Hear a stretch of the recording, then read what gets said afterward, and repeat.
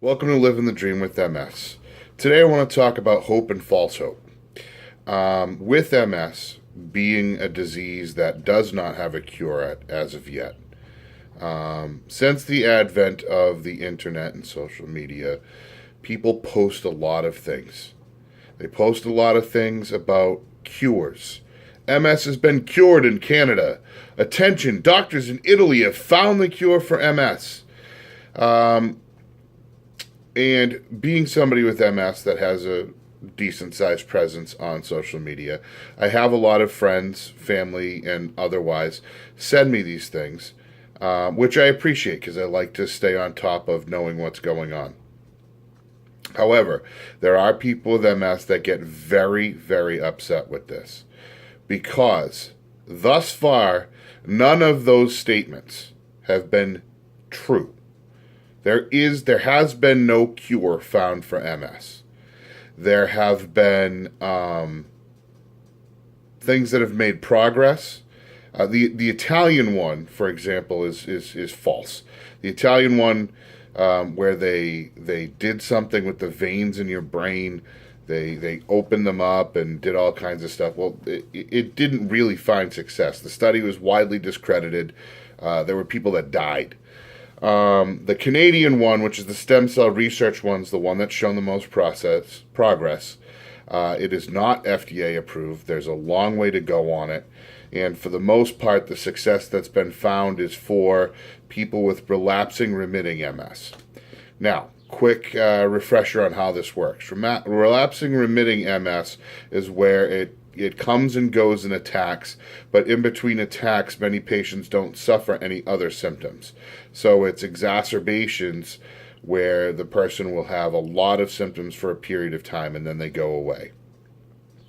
That is probably the most common form, and that's the form that is the stem cell research has had the most success with. It's also the form that would have evidence of the least neurological permanent damage, which makes sense as to why the stem cells would help. Then there is primary progressive MS, where a patient starts showing symptoms and declines rapidly straight downhill, really with no relief. That's probably the most severe form when it comes to showing nerve damage. Then there's what I have, which is secondary progressive MS, where I started with relapsing remitting MS, but the progression in my nerve damage is such that now there's really no relief. And that sounds a lot sadder than how I meant it, but there's no break in the symptoms. I have constant symptoms. I have days where the symptoms get worse, but there's no respite period in between, and that's a sign of some permanent neurological damage. I haven't really heard anything in the way of stem cells that's going to be able to reverse, which is another term that concerns me when they use it in these social media advertisements, reverse the effects of permanent nerve damage. Those are tough to get to work together, reversal and permanency. But anyways, there are a lot of people that get very upset because they feel like it's giving them false hope every time they click on it, just to find out that it's a study that was done on 10 patients or a study that hasn't had its final approvals or stuff like that.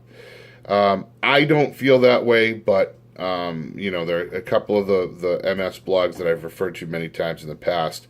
People will come onto those blogs that are new and share these studies, and people get irate. Don't share that crap with me. There's no cure for MS. There'll never be any cure for MS. Which is sad that people feel that way. I don't feel that way. I don't know if it's going to be able to help me because of my progression, but I do believe that someday there will be a cure. I can't think of a disease that I don't believe someday there will be a cure. That being said, my advice when it comes to any article that you read the whole thing. And if something doesn't make sense, there's a chance that either the article was poorly written or somebody's skimming over something in the article or something of that nature. Read the whole thing before you even forward it on. Because kind of like chain letters, like if there's no value to them, then what's the point?